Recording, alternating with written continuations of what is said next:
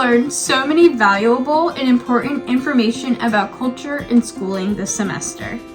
I took a step into different schools in various countries, and I saw how their schools are different than ours, and also saw different behaviors that would come across as polite in some countries and cultures, but not in ours. For example, in certain cultures,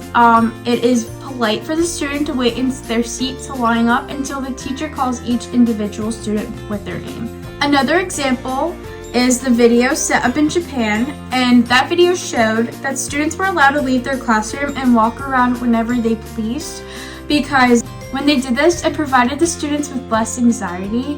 and because they weren't as confined to one space and they could see everything and weren't just limited to one room. I also learned what it means to be a culturally responsive teacher, which is when a teacher creates an environment that values diversity and builds on students' different ways of learning, behaving, and using language.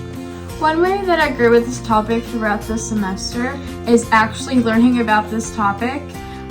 Before I've learned about this our first weeks, I didn't really